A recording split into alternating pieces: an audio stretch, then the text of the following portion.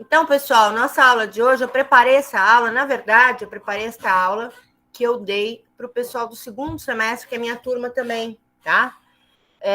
Mas quando eu passei a aula para eles, eu vi muitas coisas das quais a gente já comentou na nossa disciplina. Então, eu achei que era legal passar isso para vocês, até para a gente olhar com o enfoque do planejamento, né? Da forma de carregar, descarregar o navio, né? De tudo isso. Então, eu achei bastante interessante. A gente vai falar sobre a NR29. Eu não sei se vocês já estudaram essa norma regulamentadora. Ela é matéria do segundo ciclo, do segundo semestre, mas eu não sei se vocês tiveram ou não, né? E, de qualquer forma, se tiveram, muitos já esqueceram, né? Que eu sei como é que é a cabeça de aluno. Então, eu fiz um compilado aí das normas, de quais são as normas. Essa norma NR29 é a norma que vai regulamentar o trabalho portuário. O trabalhador portuário, ele é protegido por essa norma 29, por essa norma regulamentadora 29, que é muito importante no trabalho do porto, no trabalho no navio, né? Então, ela é uma norma muito, muito significativa. Então, eu trouxe para a gente dar uma olhada. Vou reforçar para vocês que eu já coloquei todas as nossas aulas lá no YouTube. Então, já estão lá na minha página do YouTube todas as aulas que nós já tivemos até a última, né, que nós tivemos. Então, estão todas lá no YouTube e na nossa plataforma também, lá na Liga.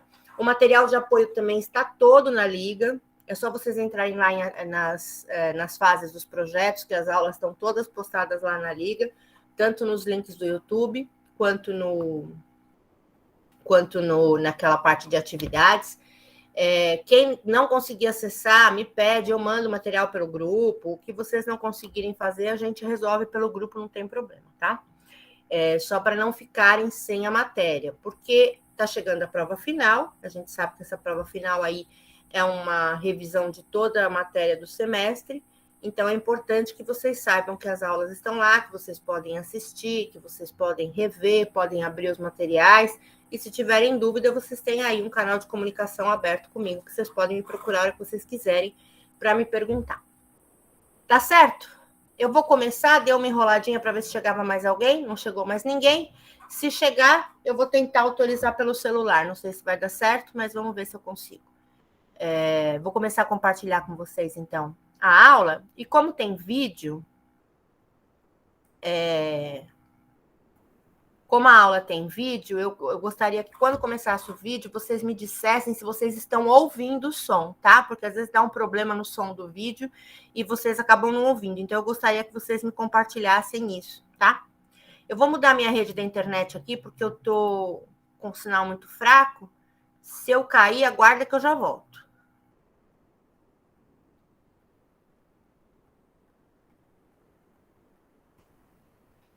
Acho que não caiu, né? Mudou sem cair. Então, eu vou começar a compartilhar aqui.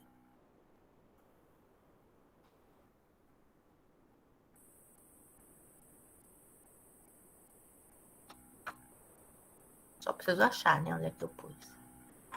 O PowerPoint está fechado e não vai ter jeito, né?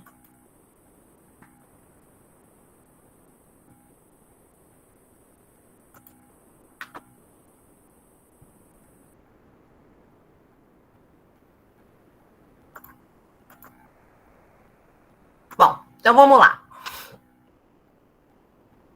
Então, na aula de hoje, eu preparei para vocês aqui um compilado da NR29, a nossa aula de número 9. Como observou um colega aí, a gente não tem muitas aulas mais até o final do semestre, a gente está entrando no último mês já.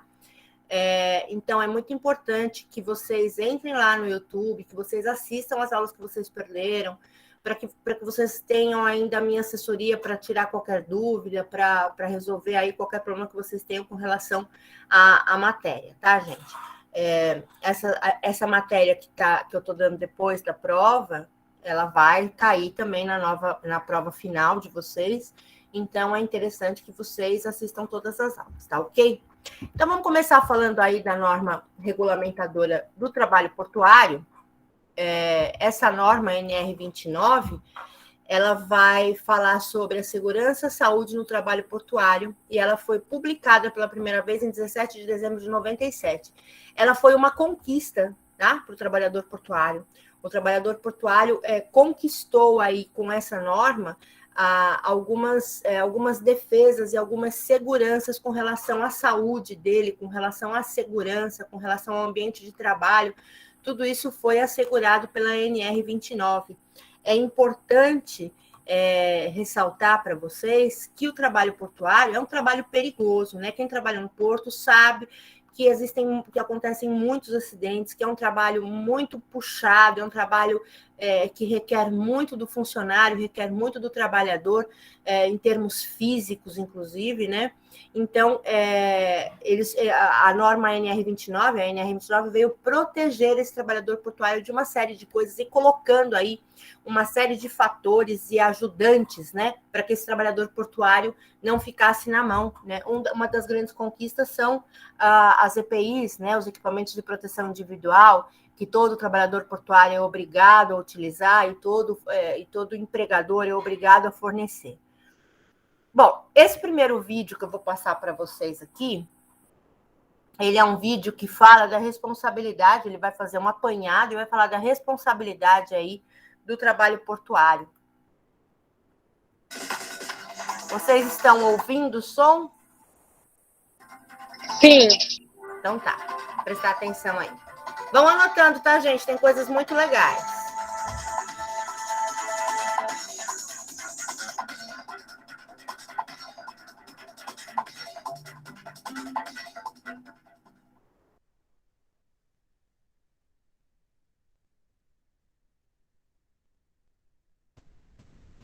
Agora tá mudo, hein, professora?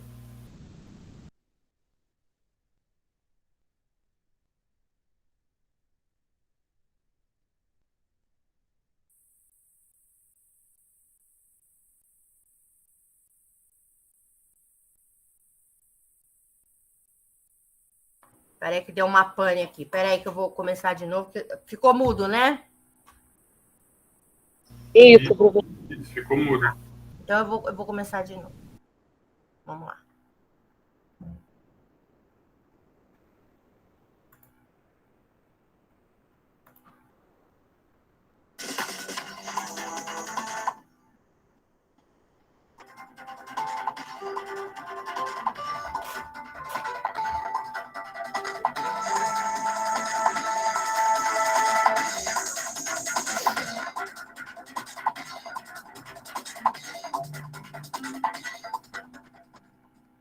A Constituição Federal assegura o direito à saúde e à segurança no trabalho.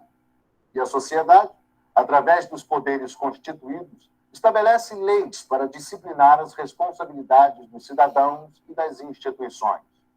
Em relação à segurança e à saúde, cabe ao empregador manter os locais de trabalho protegidos contra riscos, adotando medidas de segurança que eliminem ou neutralizem a insalubridade e os acidentes de trabalho. As responsabilidades quanto à gestão das questões de segurança nas atividades portuárias foram definidas através da Lei nº 8.630 e da norma regulamentadora de segurança e saúde no trabalho portuário, a NR29. Para compreender como funciona o trabalho portuário, é necessário entender um pouco dessa legislação. A Lei de número 8.630 é o regime jurídico que dispõe sobre a operação e exploração portuária no Brasil. Esse dispositivo determina que os portos operem mediante duas modalidades, as de uso público e as de uso privado. A instalação de uso público é denominada de porto organizado e está sob jurisdição de uma autoridade portuária. Atualmente, no Brasil, existem 46 portos organizados que atendem às necessidades de navegação, de movimentação e armazenagem de mercadorias. Através de arrendamento celebrado com esta autoridade, partes das áreas do porto organizado podem ser concedidas para particulares, e portos novos podem ser construídos fora da área do porto organizado. São os denominados terminais privativos. O porto organizado, ele pode ter o cais público, onde os operadores portuários, qualquer um deles, podem movimentar cargas sem interferência. E temos também as instalações portuárias de uso público e instalações portuárias de uso privativo. Essas instalações portuárias dentro da área do porto organizado, as empresas que se interessarem, elas participam de uma licitação e a vencedora, através de um contrato de arrendamento, passa a explorar uma determinada área dentro do porto, certo? Pode explorar um simples armazém ou também o próprio local de atracação do navio, ou ambos. Isso depende da forma como foi arrendada a determinada área para essa empresa. E sendo uma instalação portuária de uso, digamos, privativo, né, de acordo com o contrato, ela pode movimentar exclusivamente carga própria e também carga de terceiros. E ela tem a preferência no local de atracação ou exclusividade, conforme, como acabei de dizer, o contrato de arrendamento. Na instalação portuária de uso público, significa que esta empresa pode explorar aquela instalação de uso público. Então, aí tem mais operadores portuários, de acordo com o que dispuser o regulamento de exploração do porto e também o contrato de arrendamento, poderá também movimentar carga naquela área, mas a exploração cabe a esta empresa, através do contrato de arrendamento. A operação portuária é a de movimentação e armazenagem de mercadorias destinadas ou provenientes de transporte aquaviário, realizada nos portos organizados por operadores portuários. O operador portuário é uma figura jurídica criada pela Lei 8.630, que tem como principal função executar as operações portuárias dentro da área do porto organizado. A atividade do operador portuário se inicia a partir do momento do contato do cliente com o operador para a realização das operações. Então, o operador, na realidade, ele faz até toda a logística das operações portuárias. E esse cliente pode ser tanto o armador quanto o exportador ou o importador. Para realizar estes serviços, os operadores portuários deverão contratar trabalhadores portuários contratados por tempo indeterminado ou trabalhadores portuários avulsos, chamados de TPA. Por serem os operadores portuários os empregadores do setor portuário, eles são os responsáveis em fazer a gestão dos fatores de riscos no ambiente de trabalho. Assim, eles ficam encarregados pela implantação dos programas de prevenção de riscos, de programas de controle médico e saúde ocupacional e de treinamento dos trabalhadores.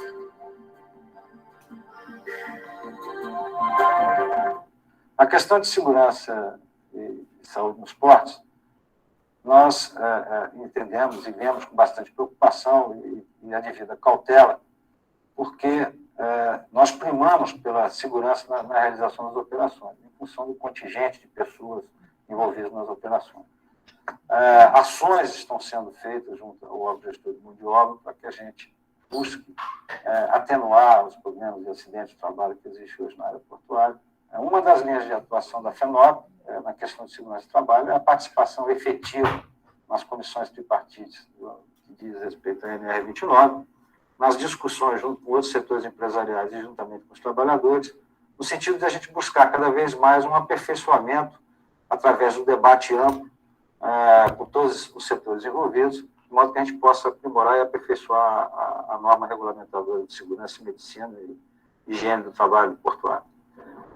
Os operadores portuários devem constituir em cada porto organizado um órgão gestor de mão de obra do trabalho portuário, o OGMO. O OGMO deve fazer o registro de todos os trabalhadores avulsos e fazer sua escalação para o trabalho quando requisitado pelo operador portuário. Quanto à utilização da mão de obra, ela, tanto nos terminais, nas instalações portuárias de uso privativo, né, de uso público, e no caso público, a mão de obra inscrita no órgão gestor de mão de obra tem a prioridade do trabalho. E para determinadas atividades de exclusividade.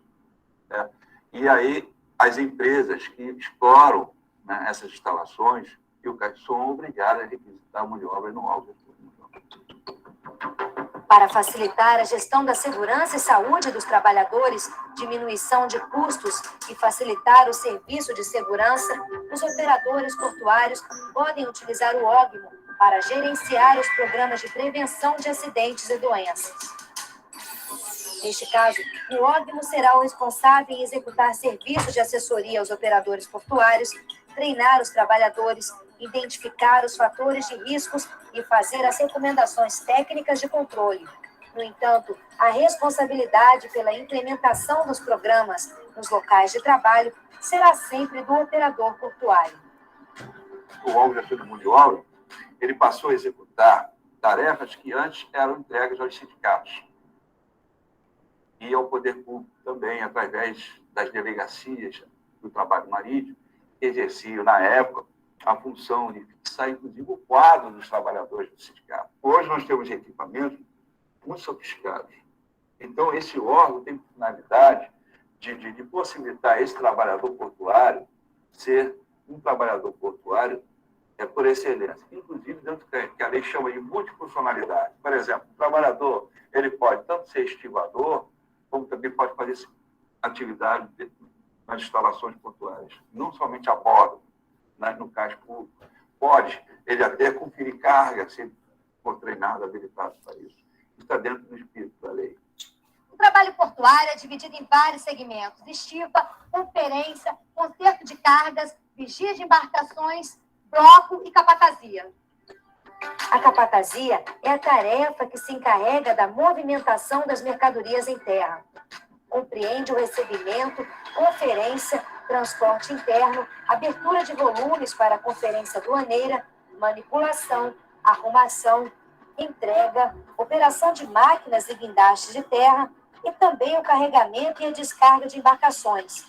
Em alguns portos, essa atividade é realizada pela categoria dos arrumadores. A estiva movimenta as mercadorias nos convéses ou nos porões das embarcações. Inclui as atividades de transbordo, arrumação, peação e desapeação. São responsáveis também pelas operações dos guindastes de bordo e máquinas do porão.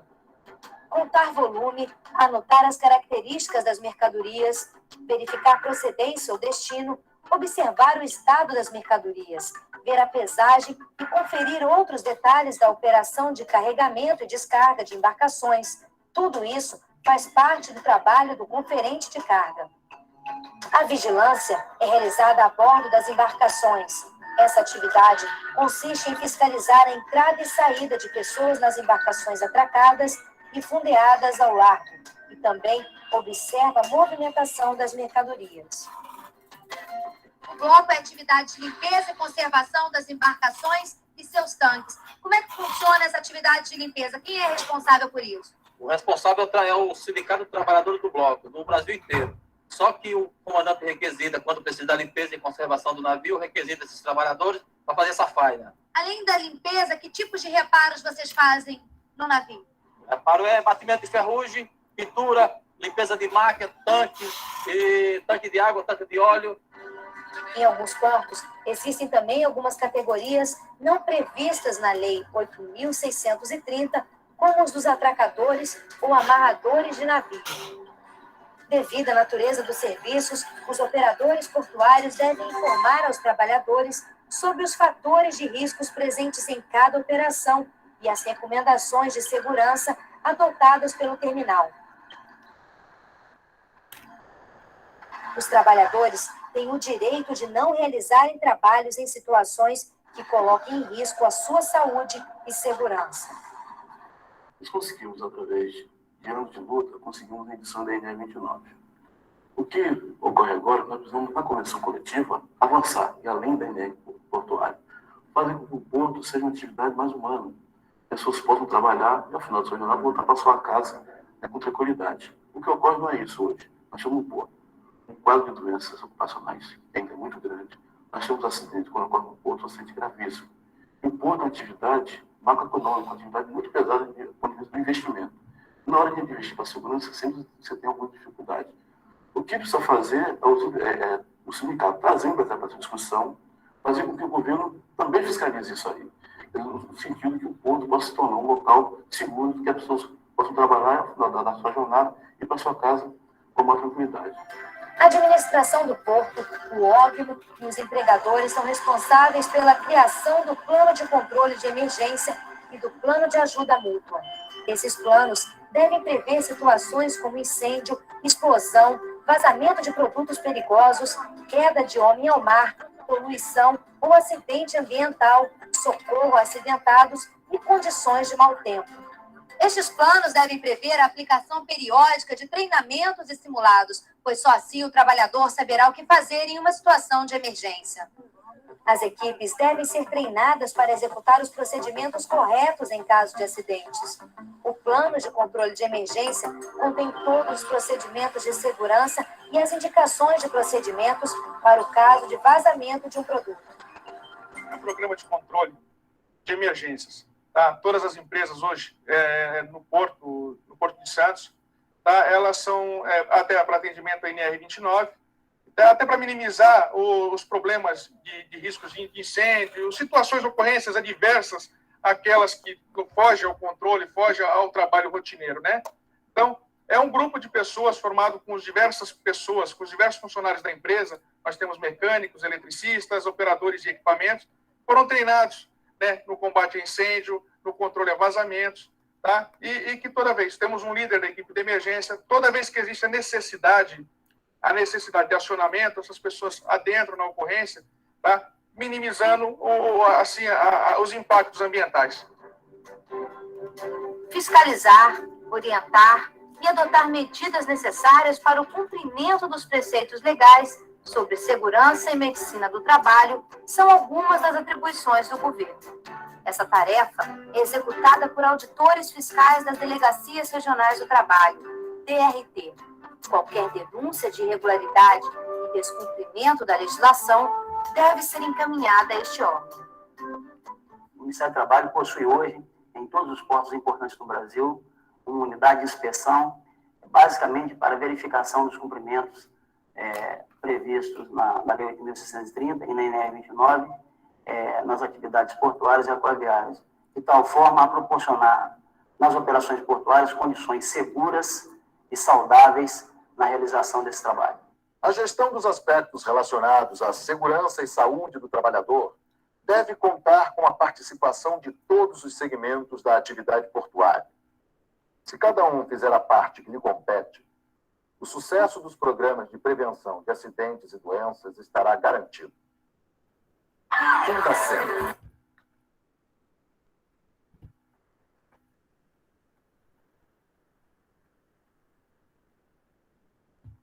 Bom, pessoal, esse primeiro vídeo que a gente viu, né? A gente viu alguns detalhes e algumas coisas aí em que eles explicam por que a NR29 foi um marco e foi um fator de proteção ao trabalhador portuário, né? Vocês viram o que aquele estivador estava dizendo, que o trabalho no porto ainda é um trabalho muito perigoso, ainda é um trabalho que oferece muito risco, em vários sentidos, né? Um acidente no porto nunca é um acidentinho, né? Um acidente no porto sempre é um acidente grandioso, sempre é um acidente que envolve vítimas, que envolve, às vezes, até vítimas fatais, né? Então, o trabalhador portuário tem que estar protegido e tem que ter algumas coisas do lado dele em vários sentidos, não só no sentido da segurança e da saúde, mas também no sentido da higiene, né? Ele tem que ter um local higiênico para trabalhar, ele tem que ter limpeza, ele tem que ter organização, tudo isso ele tem que ter assegurado, né? Porque muitas vezes o trabalhador portuário ia para trabalhar e ele ia trabalhar lá, sei lá, eu vou trabalhar com milho, vai trabalhar no meio do lixo, vai trabalhar no meio da barata, vai trabalhar no meio do rato, né? E não só trabalhar, como também se alimentar e uma série de coisas. Então, aí, muitas coisas foram entrando nos eixos, os sindicatos foram pegando no pé e as comissões sindicais foram levando... Claro que ainda tem muita coisa para fazer, né? Mas as comissões sindicais foram levando isso adiante de modo a proteger esse trabalhador portuário e fazer com que ele ficasse um pouco mais tranquilo, né, no seu trabalho, e como o estivador falou lá no vídeo, que ele volte para a casa dele no final da sua jornada com tranquilidade, né, e que a família dele fique tranquila de que ele está trabalhando num ambiente onde ele tem, pelo menos ele tem aí a segurança, né.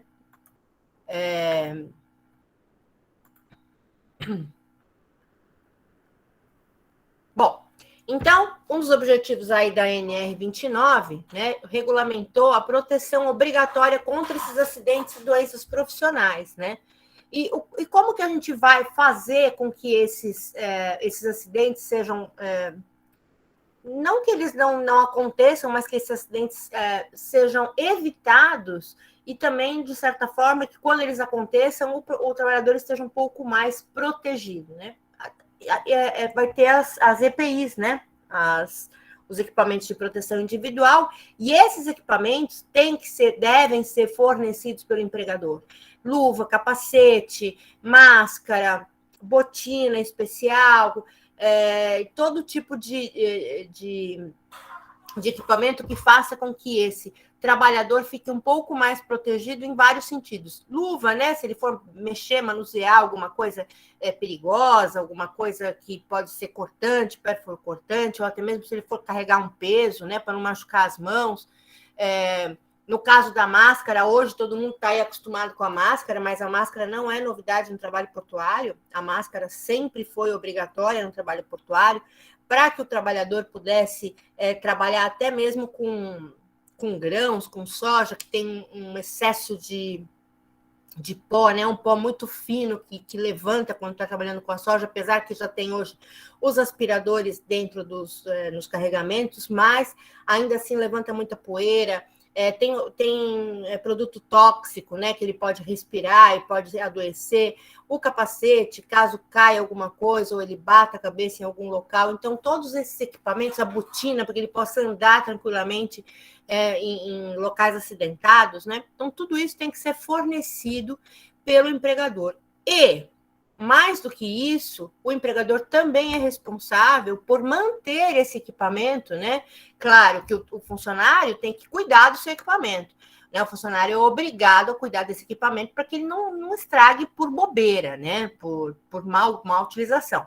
Na verdade, o funcionário tem que cuidar desse equipamento para que ele esteja em condições de uso e não fique também jogado, não rasgue uma luva por brincadeira, né? Então, mas se acontecer durante o trabalho e na utilização do equipamento, acontecer de danificar um equipamento, o empregador tem que substituir esse equipamento imediatamente. O funcionário não pode trabalhar sem esse equipamento de proteção individual, tá? Aí, a NR29 vai falar um pouco também das condições de trabalho desse trabalhador portuário, né? Como que ele precisa, o que ele precisa para trabalhar com o mínimo de conforto e o mínimo de higiene, estabilidade, segurança, né? Vamos falar um pouquinho assim da perfumaria, vamos dizer assim, né, do trabalho. Então, o que ele precisa? Ele pode ir para um lugar que não tem banheiro, ele pode ir para um lugar que não tem água, ele pode ir para um lugar onde ele não tem um armário para guardar as coisas dele em segurança, né? Tudo isso a NR29 se preocupou e aí desenvolveu algumas coisas que eu vou mostrar para vocês. Apesar desses vídeos serem um pouquinho já antigos, né? A gente não pode esquecer que eles estão atuando e as coisas continuam funcionando da mesma forma. É uma série de vídeos que eu peguei no YouTube, né? Eles foram feitos aí no governo do Fernando Henrique. O Fernando Henrique fez esses vídeos elucidativos, né? E aí, na verdade, eles foram colocados aí para isso. Deixa eu colocar aqui para vocês o próximo vídeo. Se vocês não estiverem ouvindo, me avisem, por favor, tá?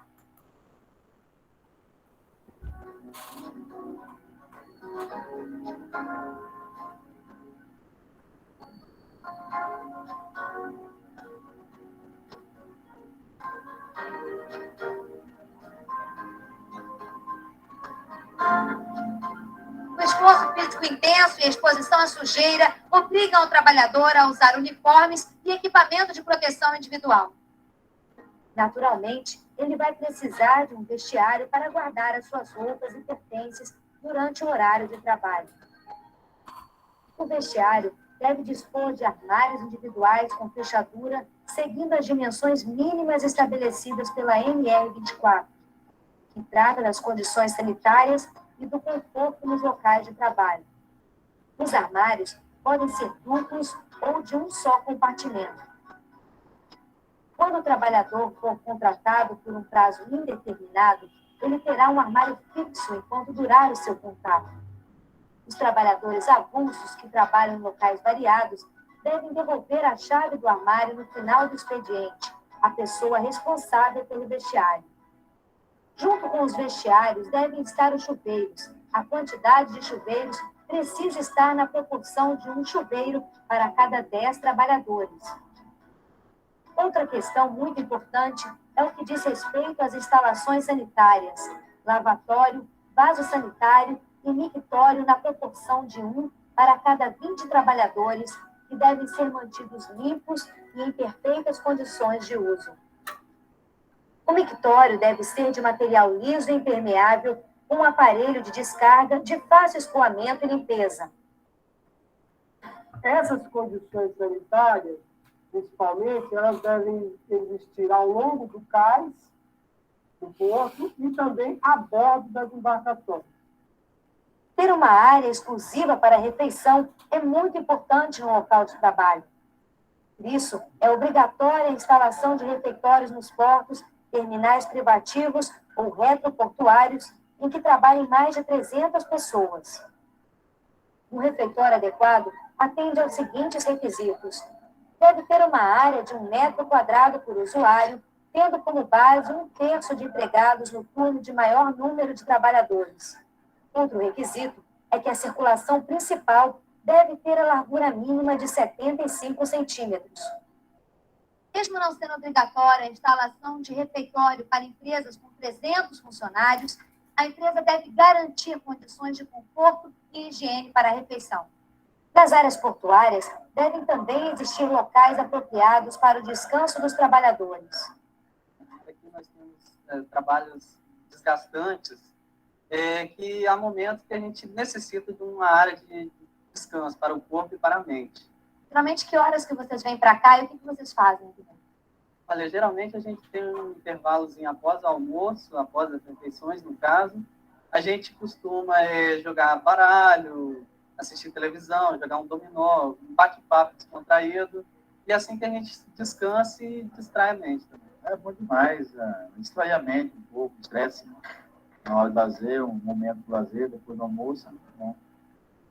Os trabalhadores portuários precisam ter à disposição água potável em qualquer área de trabalho e descanso.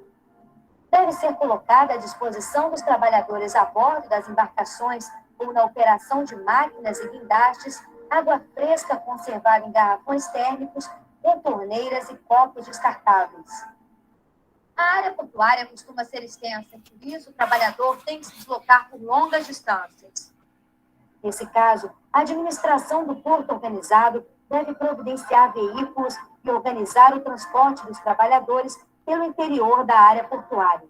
Quando é necessário o deslocamento por via aquática, a administração do porto deve providenciar rampas, planos inclinados, escadas de passageiros e pontões flutuantes para o acesso seguro às embarcações.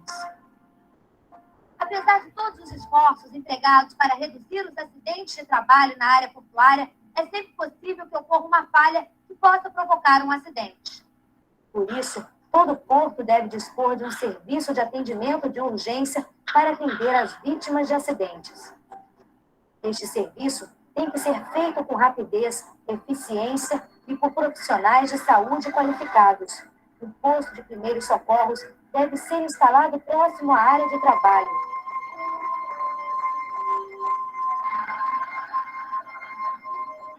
É recomendada a elaboração de um plano de atendimento ao acidentado no interior do terminal.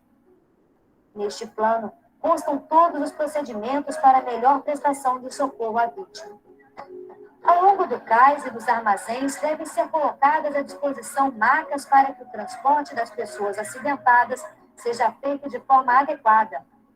Para acidentes que possam ocorrer no interior de porões, o uso de uma gaiola específica é indicado para o resgate da vítima, com espaço suficiente para uma maca na horizontal e mais uma pessoa prestando socorro ao acidentado. Exercícios e simulados devem ser realizados periodicamente com a equipe de resgate para evitar possíveis falhas em situações reais. Providenciar exames médicos periódicos para os empregados é também um procedimento que colabora para o bem-estar do trabalhador portuário.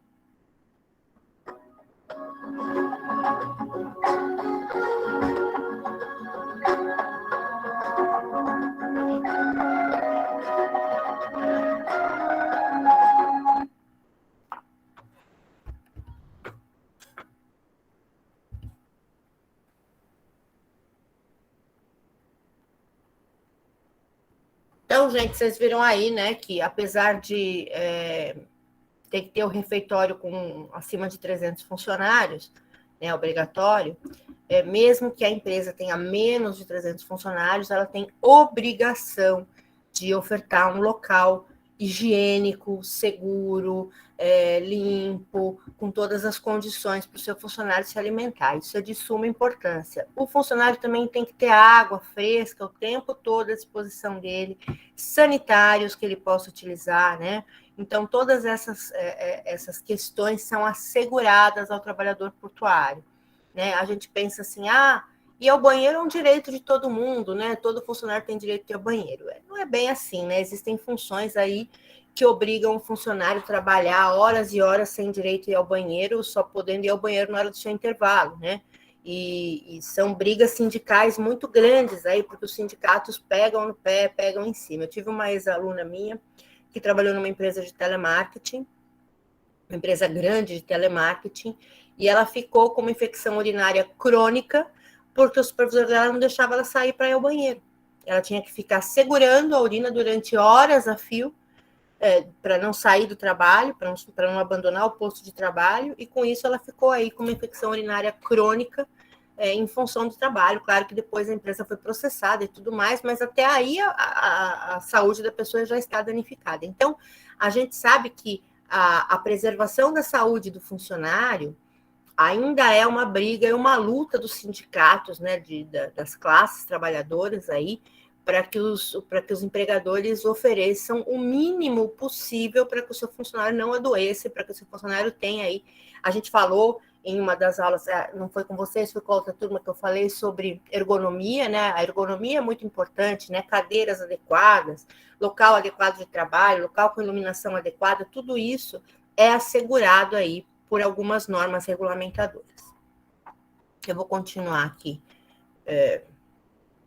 a exibição.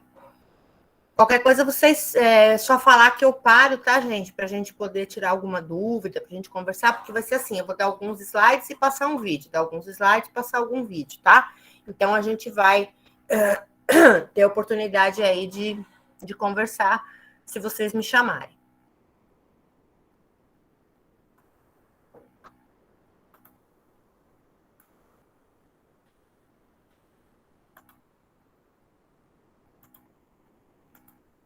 Bom, aí voltando ainda a falar dos objetivos da NR29, né? Todas as determinações que estão lá na NR29 vão se aplicar a todos os trabalhadores portuários que estiverem em operação, tanto na área portuária quanto na área retroportuária ou dentro das embarcações, tá? Dentro ou fora do porto organizado. Então, desde que ele esteja trabalhando para o porto, né, fazendo algum trabalho de embarcação, de desembarque, que esteja trabalhando nessa área, ele vai ser um trabalhador portuário e, com isso, ele vai ser protegido por essa norma. O OGMO costuma sempre pegar muito em cima disso, né, ficar muito atento com tudo isso. O OGMO é muito cobrado, né, para que os seus trabalhadores sejam prontamente atendidos por SNR, né, então a gente sempre confia aí nesse empregador que está, pelo menos, de olho nesses funcionários, né? Nas operações de atracação e desatracação, manobras de embarcação, também vão ser aplicadas medidas de prevenção de acidentes, cuidados especiais aos riscos de prensagem, batidas, esforços excessivos dos trabalhadores. Então, como eu falei para vocês, né, o trabalho portuário é um trabalho pesado, é um trabalho que ele é, por natureza, um trabalho perigoso, um trabalho que exige esforço físico do seu funcionário, né, exige esforço físico de quem está executando, né? Então, tem algumas coisas, por exemplo, né? Existem algumas operações que é proibido o homem fazer um homem sozinho, né? O homem tem que ter um ajudante, tem que ser feito em dois. E se ele é pego fazendo sozinho, ele é chamado a atenção, porque às vezes também o funcionário eu aguento, né? Eu vou lá sozinho, eu sou super-homem, eu vou carregar um container nas costas. E não é bem assim, né? Então, algumas coisas, elas têm que ser preservadas e cuidadas, né, para que as pessoas não se machuquem, às vezes por desatenção, por não ter tido o cuidado de olhar que aquilo não era para ele fazer sozinho, que aquilo não era, que aquilo poderia oferecer um risco. Então, esse próximo vídeo ele vai mostrar algumas situações de risco, né, que vão ser alertadas e que vão ser mostradas para vocês perceberem, né, o que pode acontecer aí num trabalho dentro de um navio. Eu achei legal trazer esses vídeos para vocês, gente, porque são vídeos e vocês estão vendo como funciona dentro do navio, né? Como é o trabalho dentro do navio, como é o trabalho no porto. Como a gente não pode, né? A gente está numa situação em que não dá para fazer visitas técnicas, né? Para a gente ver de perto isso tudo. Então, o vídeo, pelo menos, elucida para vocês, né? Como é um trabalho portuário. Esse vídeo que eu vou mostrar é bastante interessante. É um vídeo que vai falar sobre essas cordas, né? Que eles estão manuseando aí. Nessa imagem, e a gente vai ver como elas são perigosas, né? Como elas podem ser muito perigosas. Então, vamos lá. Tensionado repentinamente, atingindo os tripulantes que estejam... Por que ele já começou lá do fim? Pera lá. Vamos lá, do começo.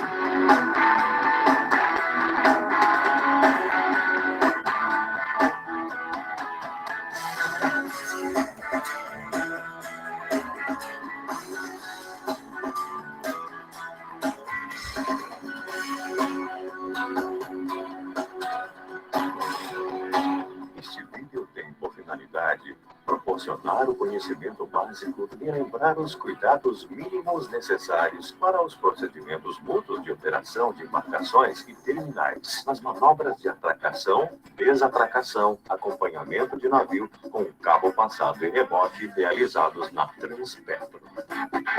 São práticas simples, mas que devem ser relembradas sempre que possível para minimizar e evitar graves acidentes a todos os profissionais envolvidos. Sejam eles tripulantes de navios, operadores de lanchas e rebocadores, amarradores, entre outros.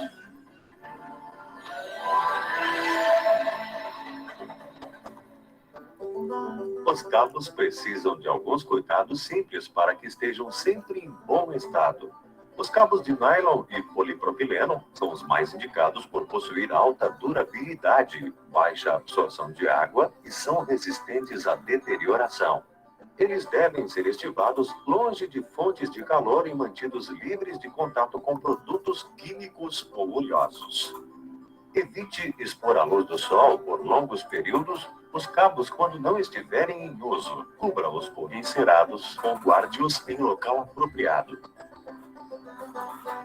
A inspeção dos cabos deve ser diária. Um grande número de cordões partidos indica o uso excessivo e redução de resistência.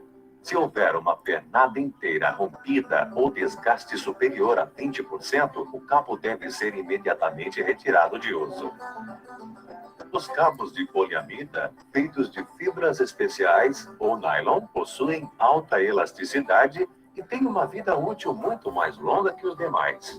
O enrijecimento e a perda de flexibilidade desses cabos pode indicar um excesso no seu uso. Nunca corte um cabo pesado com uma faca, somente em caso de risco iminente para a embarcação. É que um cabo pesado poderá ser cortado. Neste caso extremo, o mesmo deverá ser cortado com o uso de um machado do tipo cabe. Os cabos coçados devem ser substituídos na primeira oportunidade. Em caso de extrema necessidade, não devem ser submetidos a grande tração e sua utilização deve ser cercada de precauções, pois existe risco iminente de sua ruptura e, consequentemente, de acidentes.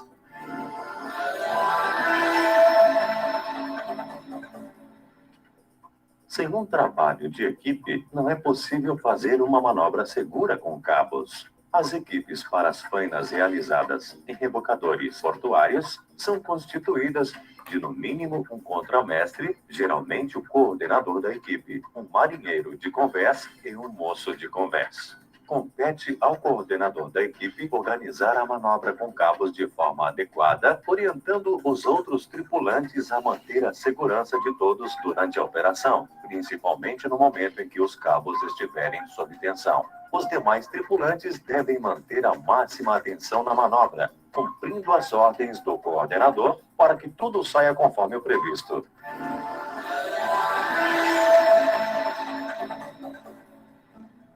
Os tripulantes envolvidos na faina deverão dispor de todos os EPIs necessários. Nas fainas e manobras, é obrigatório o uso de capacete com jugular, macacão de tamanho apropriado, luvas de couro ou vaqueta e botas de segurança de couro com solado antiderrapante. O uso de colete salva-vidas é obrigatório nas manobras com cabos. Não trabalhe com luvas sujas de óleo, escorregadias ou furadas, pois tal atitude pode causar graves acidentes ao usuário e a outros membros da equipe.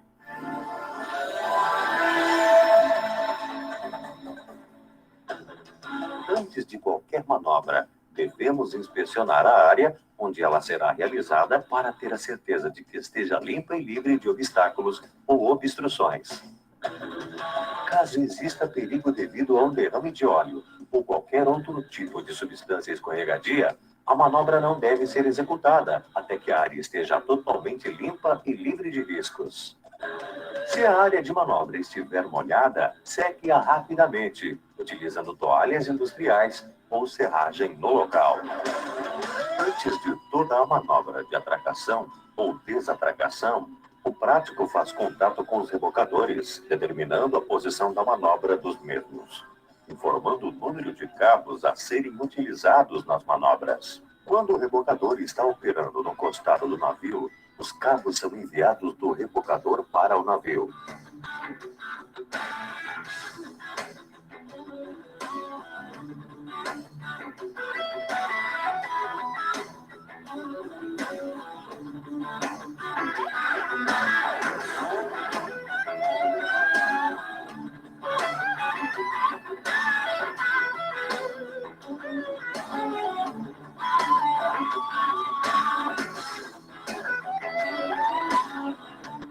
Já na operação da proa ou popa, os cabos de reboque são enviados do navio para o rebocador ou pier, através de uma lancha de apoio.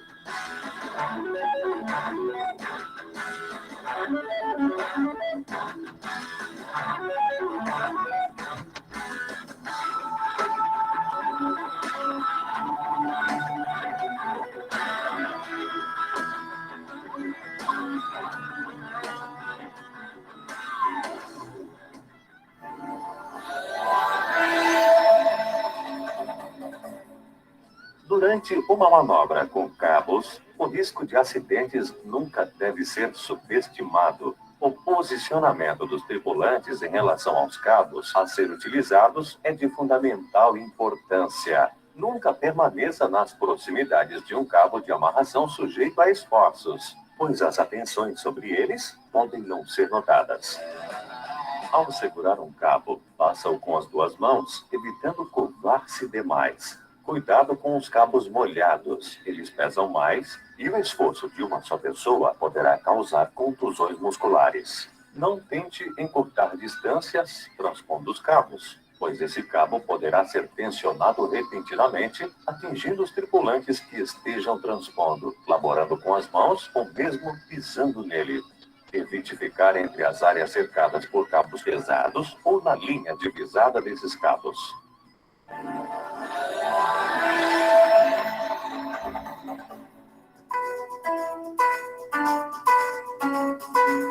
Durante o processo de atracação e desatracação, observe o posicionamento da lancha de apoio e dos tripulantes antes de enviar ou solecar os cabos.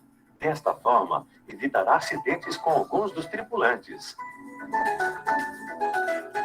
Certifique-se antes de largar os cabos que os mesmos não se aproximarão do hélice de outras embarcações envolvidas na manobra.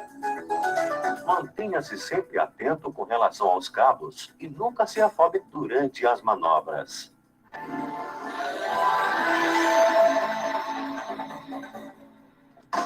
Na aproximação de algum rebocador ao navio, cabe ao mestre do rebocador avisar a guarnição sobre sua proximidade para evitar impactos de pessoas contra estruturas ou quedas de objetos sobre as pessoas. Com o cabo de reboques já encapelado, deve-se deixá-lo com pouco seio, tornando assim mais fácil e seguro puxar o navio. Antes de começar a puxar o navio, é preciso igualar os cabos de reboque. Esta faina deve ser executada o mais suavemente possível, visto que envolve grande risco para os tripulantes.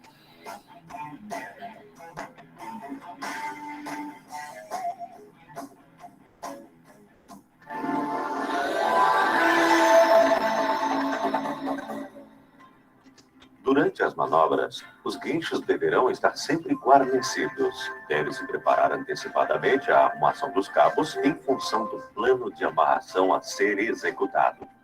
O método mais seguro para colher um cabo na saia de um molinete consiste em um homem ficar junto à saia, colhendo o cabo, e outro fica atrás, auxiliando e aduchando o cabo à medida que ele entra.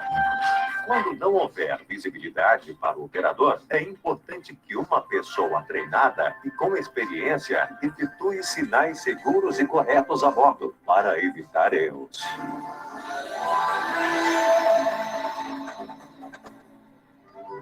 Estes são os códigos de sinais manuais utilizados nas manobras com guinchos, guindastes ou talhas. Sinal manual para içar, sinal manual para descer, sinal manual para a direita, sinal manual para a esquerda, sinal manual para parar nesta posição, sinal manual para parar imediatamente.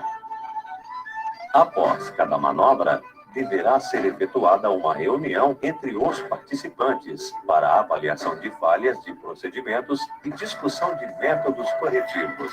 E lembre-se, as manobras não devem ser feitas de forma acelerada. Seguindo seu ritmo normal, você e sua equipe estarão garantindo mais segurança a todos.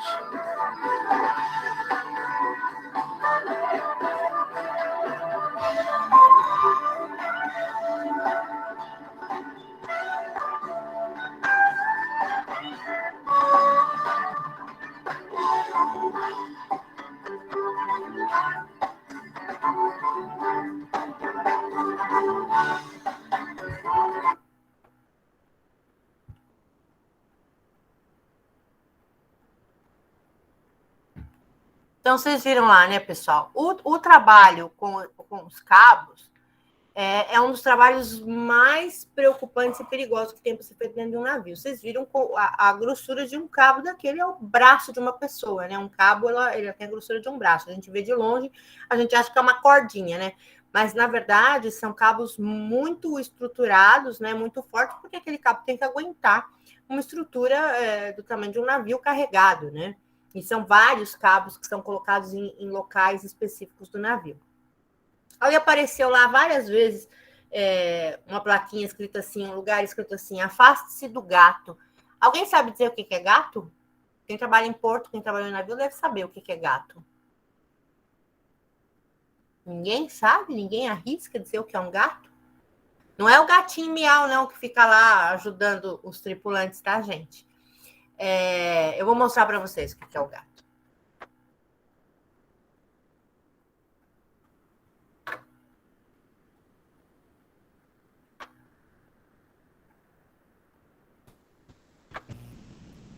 Professora, gato é quando faz algo improvisado, né? Na verdade, na nossa linguagem, o gato é uma coisa improvisada, né? O gato da eletricidade, né? Esse tipo de gato. Mas o gato que eles estão falando lá é isso aqui, tá, gente? São esses ganchos, né? Esses ganchos são usados nos terminais dos aparelhos para trabalhar, para fazer fixação, para sustentar a carga. E tem diversos tipos de gato, né? Que são esses ganchos, né? Tem esses tipos todos aqui que estão sendo exibidos aqui na imagem. Deixa eu pegar o meu ponteiro, né? Então, o gato é esta parte aqui, ó. Então, isso aqui é o todo, né? E aqui são os diversos, diferentes tipos de gato que existem. Por que eles falam para se afastar dos gatos? Porque se eu engastalhar em alguém, engastalhar numa perna, num braço, arranca fora, né, gente? Outra coisa, né? Eles mostraram lá para não ter atalhos, né? Para você não fazer atalhos quando você está trabalhando com os cabos. E aí aparece um sujeito pulando por cima de um cabo e aparece ele parado bem na hora que ele está com o cabo entre as pernas dele. Se aquele cabo, naquele momento em que ele está passando por ali, se aquele cabo é puxado, estirado, corta o cara no meio, né? Existem muitos acidentes feios com cabos, né, dentro da embarcação. Então, eles são muito perigosos. A NR29 vai falar também de uma coisa muito importante, de uma coisa bastante celebrada aí na área da gestão portuária, que são os produtos perigosos, né? São as cargas perigosas. Cada carga perigosa tem aí uma numeração, né? Eles são 9 classes de cargas perigosas.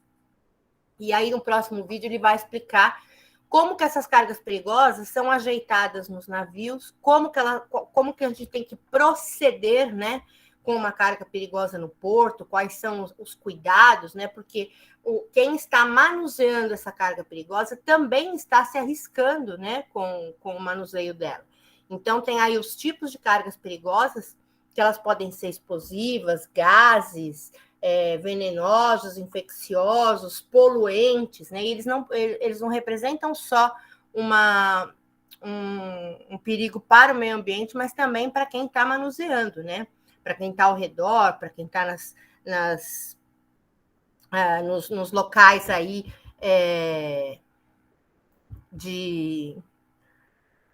nos locais que estão de manuseio, né? Principalmente o pessoal que mora, né, nos entornos, né? Quem mora nos entornos aí do porto, né? Eles estão sempre muito sujeitos a esse tipo de contaminação. No próximo vídeo, eles vão mostrar aqui como é que se faz o procedimento aí com as cargas perigosas, como são as operações com essas cargas perigosas. Eu aconselho que vocês anotem aí algumas coisas, temos informações muito importantes nesse vídeo com relação às classes das cargas, com relação aos tipos das cargas, né? Então seria interessante que vocês dessem aí uma notadinha. Esse assunto de cargas perigosas, gente, é um assunto gigantesco, é um assunto que não tem fim. É claro que isso está sendo muito resumido nesse vídeo que vocês vão ver, mas ele é um assunto muito grande, muito extenso, tá? Cada carga dessas vale aí um estudo de folhas e folhas de caderno. Então, vamos lá.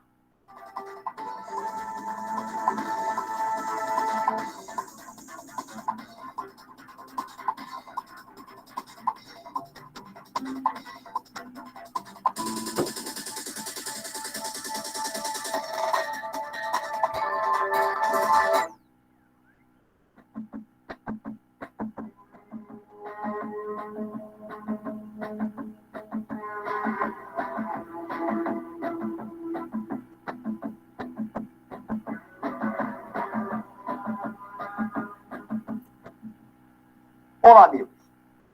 Acaba de chegar uma carga de produtos perigosos ao porto. Navios de todas as partes do mundo transportam cargas de produtos perigosos diariamente. E os portos precisam estar preparados para receber esses produtos. Assim como os portos, os trabalhadores também precisam estar preparados para operar com cargas perigosas. E para evitar acidentes, é preciso conhecer cada uma delas. Carga perigosa é qualquer produto natural ou produzido pelo homem que apresenta risco para as pessoas e para o meio ambiente. Além de identificar as cargas perigosas, a Organização Marítima Internacional as divide em 9 classes. A classe 1 compreende os produtos explosivos. Por causa do alto poder destrutivo desses produtos, eles devem permanecer o menor tempo possível nos portos. Por isso, o operador portuário faz uma programação para que essas cargas sejam as primeiras a desembarcar e as últimas a embarcar. A equipe de emergência fica de plantão durante a permanência dessas cargas no porto. Na classe 2, estão os gases comprimidos liquefeitos, dissolvidos sob pressão ou altamente refrigerados. Além de todos os procedimentos de praxe na movimentação desse tipo de carga, ainda existe uma orientação especial. Em caso de vazamento desses produtos, a evacuação da área deve ser imediata. Os trabalhadores devem deixar o local e, de acordo com o volume de vazamento, os moradores dos núcleos habitacionais próximos deverão ser deslocados para um lugar protegido. Na classe 3, inflamáveis, nós temos gasolinas, álcool, tintas, né? No armazenamento desse tipo de produto requer um certo cuidado também, como nas outras, né? mas pela fácil evaporação, ponto de fulgor, evaporação dos gases, eu sou obrigado a ter uma área sinalizada, proibição quanto ao fumo também nessa área, e os carros, eles não devem estar apresentando problemas, faíscas, tá? Saindo pelo escapamento. Então, tem uma série de cuidados também no armazenamento dessa carga. Nessa classe, nós dividimos em 3 subclasses. 4.1, sólidos inflamáveis. 4.2, sólidos com combustão espontânea. E classe 4, subclasse 4.3, que são sólidos inflamáveis que, em contato com a água, geram gases tóxicos ou gases inflamáveis. Na classe 5 estão as substâncias oxidantes e os peróxidos orgânicos. As substâncias oxidantes não são inflamáveis, mas quando em contato com outras substâncias, especialmente os compostos orgânicos, como o carvão vegetal e o enxofre, reagem violentamente, produzindo grande quantidade de calor. Os peróxidos orgânicos liberam gases, vapores nocivos ou inflamáveis à temperatura ambiente ou quando em contato com impurezas. Na classe 6, nós temos 2 subclasses. A 6.1, tóxicos ou venenosos, são produtos que podem causar a morte. No caso de um vazamento, em contato com a pele, pode até levar à morte. 6.2 seriam materiais infectantes. Também, dentro da lei portuária, produtos que não podem ficar armazenados aqui dentro, porque pode ser vísceras, plasmas, tudo que de testes de laboratório com o corpo humano. Então, plasmas, nada disso pode ficar armazenado aqui. São cargas que descem e descarregam direto. A classe 7, materiais radioativos, pelo seu alto grau alto poder de contaminação, tá? É outra carga que também não pode permanecer em área portuária. Tá? Ela, quando chega ao porto, é feito por um técnico as medições para se verificar se está dentro do permitido, tá? E acompanhar todo o processo de descarga desse material.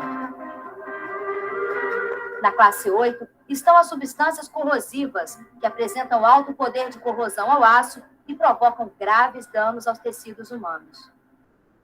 Existem 2 grupos de substâncias corrosivas, os ácidos e as bases. Estes produtos não podem entrar em contato com a água, compostos orgânicos ou metais, nem serem submetidos a temperatura elevada. No local da operação com os produtos dessa classe, devemos ter à disposição sacos com areia limpa ou seca para absorver e conter eventuais derramamentos. São produtos que não se enquadraram na classe anterior, mas que têm um risco moderado de contaminação do meio ambiente e do próprio ser humano. Nas instalações portuárias, as pessoas precisam reconhecer de longe uma carga com produtos perigosos.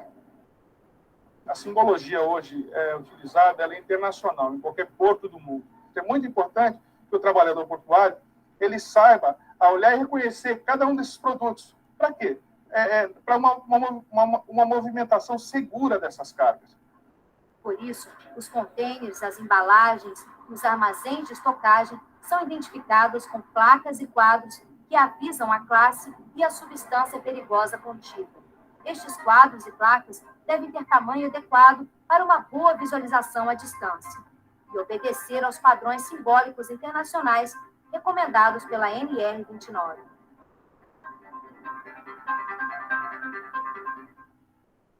Os portos devem possuir um plano de estocagem de produtos perigosos. Para cada produto, existe um limite de volume e tempo para armazenamento. A norma regulamentadora 29 traz importantes recomendações na tabela de segregação. Cada classe de produtos perigosos exige cuidados específicos. Os explosivos, por exemplo, nunca podem ser armazenados nos portos. As equipes, sempre bem treinadas, têm que manter a inspeção diária e a vigilância permanente das cargas perigosas armazenadas.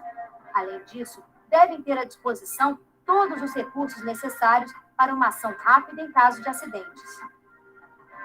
Mesmo com uma embalagem adequada para armazenamento e transporte, uma operação de embarque e desembarque com produtos perigosos é sempre uma situação de risco. Mas quais são os principais fatores de risco? falta de procedimentos para operações com cargas perigosas, falta de sinalização, armazenamentos inadequados, desconhecimento dos riscos e falta de um plano de controle de emergência. A atenção tem que ser redobrada numa operação com produtos perigosos. O operador portuário tem que dar todas as informações necessárias para a equipe de trabalho. Nós temos que fazer de tudo para evitar os acidentes. Mas, infelizmente, eles acontecem. As equipes devem ser treinadas para executar os procedimentos corretos em caso de acidentes. Quando possível, fazer a contenção do vazamento ou levá-lo para um local seguro. Aproximar-se com muito cuidado dos produtos. Colocar-se sempre de costas para o vento, tomando o vazamento como referência. Evitar contato com o produto. Não inalar, pisar ou tocar nele. Identificar o produto. Isolar o local com fitas e placas. Acionar as equipes de emergência e comunicar ao Serviço de Segurança e Saúde do Trabalho Portuário. O plano de combate à emergência na Santos Brasil é normatizado por um procedimento. A empresa, há muito tempo, já tem programado. Nós temos aqui funcionários de vários segmentos. Hoje, a nossa equipe de emergência é composta por programadores de equipamentos, por pessoas que trabalham na manutenção, trabalham na operação, e por nós também, que fazemos parte do Corpo de Segurança do Trabalho.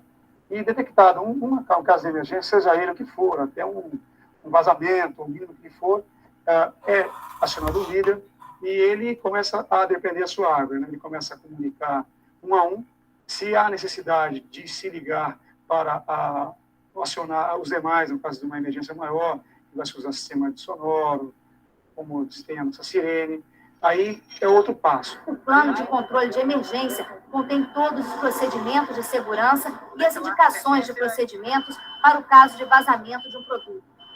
O primeiro combate de alguma emergência é feito pela própria firma com a sua brigada de incêndio. No segundo momento, se ela vê que não fugiu o controle dela, ela passa para o Corpo de Bombeiros. Ela aciona o Corpo de Bombeiros. O Corpo de Bombeiros, quando vê que é uma grande emergência, que vai faltar recursos, máscaras, autônomos, equipamentos, então ele aciona o plano. Aí, então, eu venho para o local e as indústrias começam todas a trazer as suas viaturas, as suas brigadas de incêndio e os seus equipamentos que são postos à disposição do bombeiro. É grande a quantidade de produtos perigosos que circulam pelo mundo. E, por isso, as administrações portuárias e retroportuárias devem adotar medidas de segurança para a movimentação dessas cargas nos terminais. Os responsáveis pelas operações portuárias devem considerar as questões de segurança e saúde do trabalhador como parte integrante do setor produtivo, implantando programas de qualidade total e de proteção ambiental em respeito às normas nacionais. Fundacentro.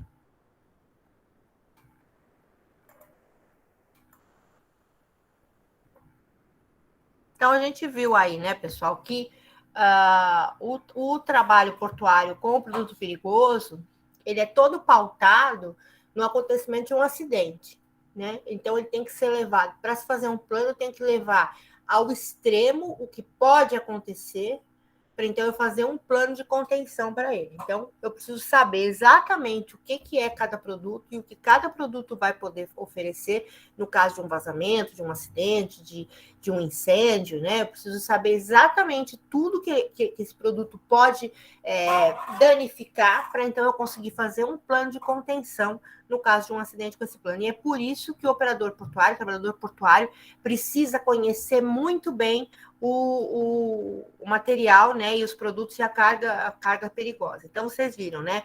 Se no caso o acidente é muito grave e é colocado na mão do bombeiro e o bombeiro percebe que isso não tem, vai faltar equipamento, vai faltar EPI, vai faltar, então ele aciona aquele PAM, né, que é o Plano de Ajuda Mútua, onde eles vão acionar todas as empresas que estão ali ao redor, e essas empresas vão oferecer a serviço do bombeiro os seus equipamentos, os seus máscara, EPI, tudo que eles puderem oferecer, as suas brigadas de incêndio. Então, isso que se chama de ajuda mútua, né? Porque as outras empresas vão tentar ajudar uma empresa que está trabalhando ali junto na contenção de um acidente, na contenção de um vazamento, de um incêndio, de uma coisa aí perigosa, tá? Então, o trabalho, vocês perceberam lá, né, que muitas vezes o narrador ele fala, o produto X não pode ficar muito tempo no porto, o produto Y não pode ficar, quase nada de carga perigosa pode ficar muito tempo no porto, tá? Porque a carga perigosa, ela precisa de ter um cuidado constante, né? Precisa de ter alguém monitorando essa carga o tempo todo. Então, como que são feitos os planos?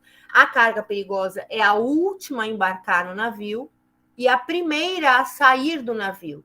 Né? Por quê? Porque ela tem que ficar o mínimo tempo possível dentro da embarcação e o mínimo tempo possível dentro do porto, né? Da área portuária, principalmente se ela for explosiva, se ela for inflamável, né? E aí tem uma série de outras cargas perigosas. A matéria de cargas perigosas é uma matéria muito interessante, é uma matéria bem bacana. Quem quiser pesquisar sobre o assunto, tem muita coisa legal, muita coisa. É claro que vai envolver muito conhecimento em química também, né? Vai envolver muita coisa de química, mas não é nada que a gente não consiga compreender.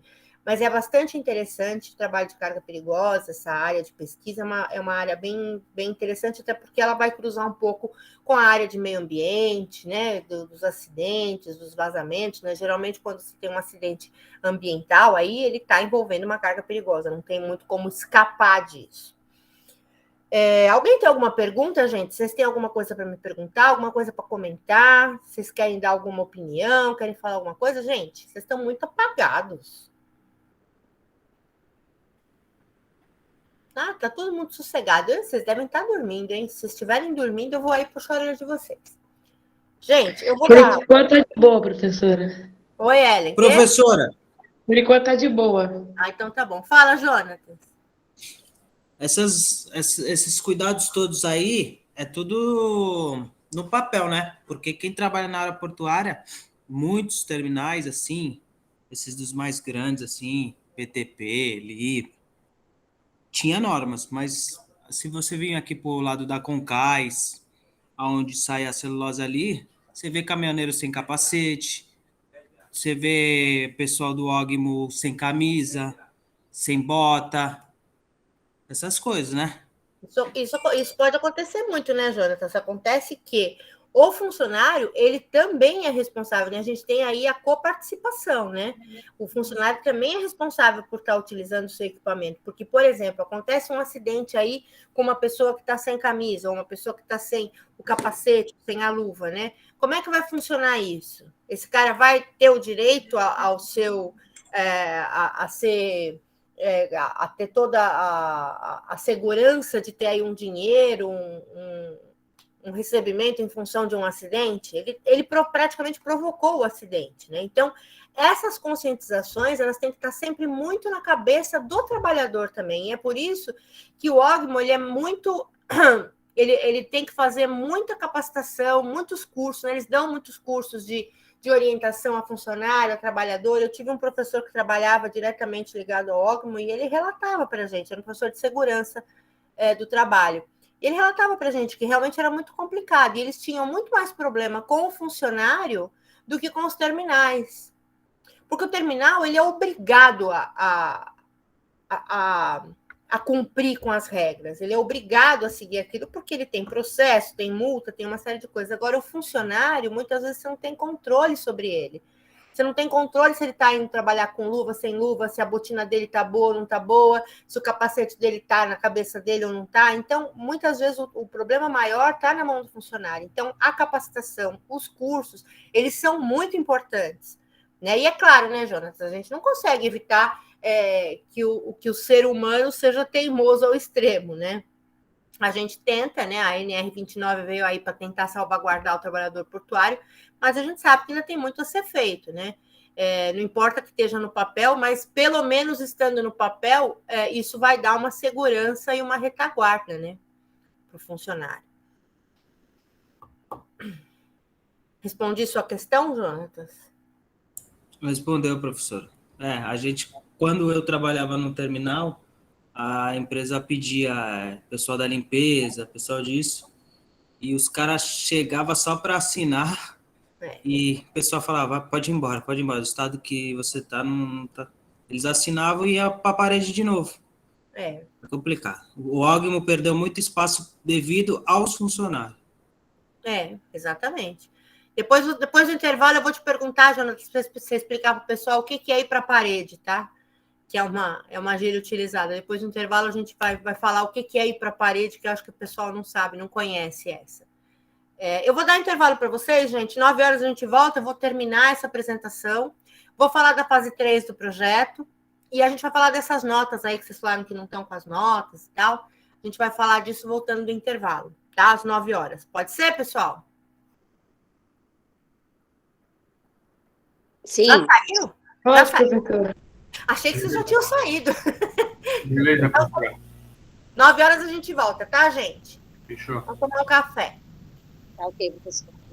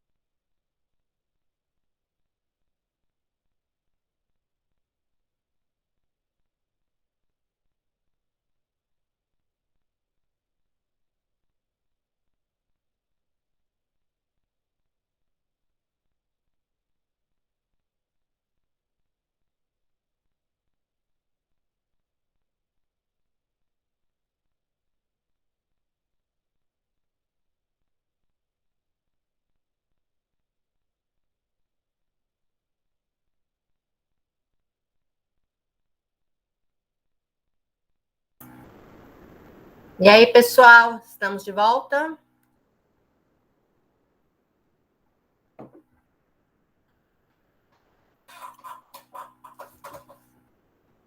Oi, professora. Oi. Professora, deixa eu te Diga. falar. Meu celular tá descarregando e eu só tô usando o celular por enquanto porque meu computador pifou. Aí... Você tá de ele não bronca carrega. comigo. Não, é verdade. Eu posso te mandar o print da bateria. Ele Imagina, não carrega, eu tô mexendo. Ele tá com o carregador ruim. Aí eu queria saber das notas da fase 2 antes de sair, pelo menos, pra mim dormir tranquilo. Eu não dei nota ainda. Ai, que susto. Porque todas as matérias faltava a sua, e eu falei, pronto, só falta a gente ter tirado do zero. Nota, putz. Nossa, cara, eu não vou dormir sem dar essas notas ainda hoje. Pode deixar, hoje ainda eu corrijo isso aí.